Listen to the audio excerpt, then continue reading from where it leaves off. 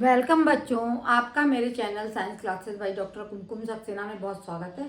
और हम अभी चल रहे हैं 9th क्लास का जो साउंड वाला चैप्टर नंबर 13 है उसको कंप्लीट कर रहे हैं। और आज मैं न्यूमेरिकल्स वैल्यू आपको बताना चाह रही हूँ कि ध्वनि, तरंगति एवं टाइम पर आवृत्ति जो अन्य आपको बताए गए थे टर्म्स और उनके डिटेल बताए गए थे, उन पर डिपेंडेंट हम सवाल किस तरह से ज्ञात करेंगे। सवाल हर एग्जाम में आते हैं, 2-2 नंबर के सवाल अवश्य आएंगे। तो एक ये सवाल आपके सामने लिखा है, एक ध्वनि तरंग की चाल 330 मीटर प्रति सेकंड है और आवृत्ति 550 हर्ट्ज है। तरंग की तरंग दैर्घ्य तथा आवर्तकाल ज्ञात कीजिए। सबसे पहले हम इन वैल्यूज को लिख लेंगे कि चाल क्या है। तरंग की चाल है, चाल बराबर 330 मीटर प्रति सेकंड और आवृत्ति जो है एन, आवृत्ति बराबर है, आवृत्ति कहलाती है एन, ठीक है। आवृत्ति बराबर 550 हर्ट्ज, ठीक। चाल 330 मीटर प्रति सेकंड और आवृत्ति एन बराबर है 550 हर्ट्ज। अब हमें क्या ज्ञात करना है? हमें तरंग की तरंग दैर्घ्य तथा आवर्तकाल की गणना करनी है। तो फॉर्मूला हमारा होता है B = n लैम्डा। हमें क्या क्या निकालना है? हमें एक चीज तो निकालना है, तरंग दैर्घ्य और टी, ये भी ज्ञात करना है और हमें टी भी ज्ञात करना है। तो ये फार्मूला जो है B = n लैम्डा, चाल B बराबर n आवृत्ति और ये तुम्हारा क्या कहलाता है? लैम्डा जो है आपका तरंग दैर्घ्य होती है, n आवृत्ति होती है और B जो है आपका वेग होता है या चाल कहलाती है। तरंग उसकी ध्वनि की तरंग B, n आवृत्ति और तरंग दैर्घ्य कहलाती है लैम्डा। अब हमें क्या ज्ञात करना है? हमें लैम्डा ज्ञात करना है। तो लैम्डा बराबर हो जाएगा, लैम्डा जब बराबर निकालेंगे तो n इसके नीचे आ जाएगा, यानी लैम्डा को हम इधर ले आए, लैम्डा बराबर B/n, ठीक है। B हमें दी हुई है 330 मीटर और आवृत्ति n बराबर दिया हुआ है 550 हर्ट्ज। ये होगा तुम्हारा सवाल में हमने सारे वैल्यूज पुटअप कर दिए हैं। अब इसको ही हमें हल करना है।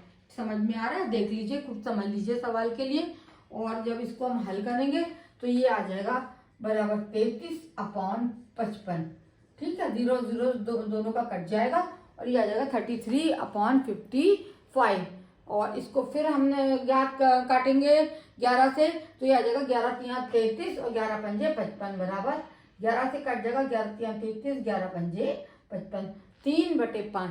और जब इसको 5 को हम 3 से भाग देंगे तो ऐसे देख लीजिए, दशमलव लगा के 0 लगेगा और ये हो जाएगा 5 छक्का 30, ठीक है।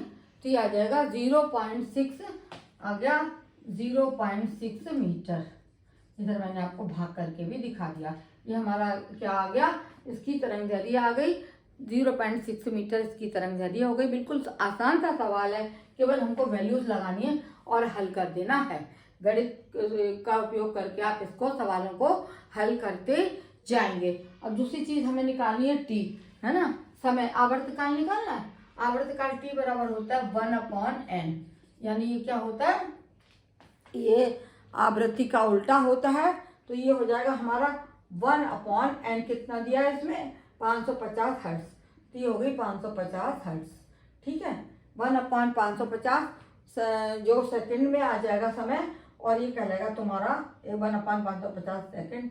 और जब हम इसको भाग देंगे 550 को 1 से, तो ये तुम्हारा आ जाएगा 0.001 तुम्हारा निकल आया। ये क्या है? ये सेकंड इसका हो गया टाइम पीरियड, समय हो गया टाइम 0.01 सेकंड। और लैम्डा हमने क्या करा? ये हो गया 0.6 मीटर।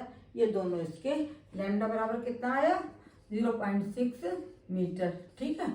और आपने समय ज्ञात करा, टी बराबर हो गया 0.001 सेकंड। ये दोनों आपके आंसर हो गए इस सवाल के।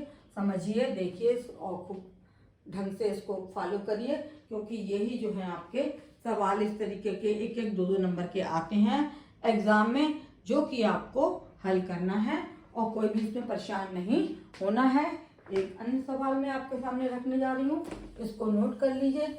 और दूसरा सवाल जो है वो भी इसी तरीके का छोटा सा सवाल है, आपके सामने रखूंगी, तो आप देखेंगे ये कैसे निकाला जाएगा। मेरा चैनल बच्चों आपका ऑनलाइन क्लासेस है, इसके लिए आपको कोई भी पेमेंट नहीं करना है, इसलिए देखने की आप जो है अवश्य कोशिश करा करिए, आपको अवश्य लाभ मिलेगा, मेरे चैनल से आपको अवश्य लाभ होगा। दूसरा सवाल है, एक सरित्र का दोलन काल, एक सरित्र का, सरित्र जो होता है सरित्र का दोलन काल कितना है, दोलन काल दिया है, एक सरित्र का दोलन काल दिया हुआ है 1/140 सेकंड है, 1/140 सेकंड।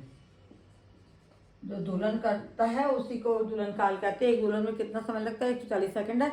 तो उसकी आवृत्ति क्या होगी, बहुत सरल सा सवाल है। तो उसकी आवृत्ति ज्ञात करो, सवाल है तो उसकी आवृत्ति ज्ञात करो। इसको हम उतार लेंगे, है ना। t बराबर है 1/140 सेकंड। हमें क्या निकालना है, हमें उसकी आवृत्ति n, आवृत्ति ज्ञात निकालना है, आवृत्ति, और ये हो गया तुम्हारा दोलन काल। तुम्हें पता है इन दोनों में अपोजिट संबंध होता है, यानी t n निकालना है तो n बराबर हो जाएगा 1/t, ये इसका उल्टा हो जाएगा। और t अगर निकालना होगा t हो जाता, t बराबर हो जाता 1/n। अब इसमें वैल्यू रखना है हमको खाली 1/t 1/140, ठीक है। जब इसको हल किया जाएगा तो ये निकल आएगा 1 गुणा 140 ऊपर आ जाएगा और 1 नीचे आ जाएगा। तो 140 को जब हम 1 से गुणा करेंगे और 1 से भाग देंगे तो क्या निकल आ जाएगा 140। और चूंकि आवृत्ति हर्ट्ज में ज्ञात करते हैं तो ये हो गया 140 हर्ट्ज। ये आपका दूसरा सवाल हो गया।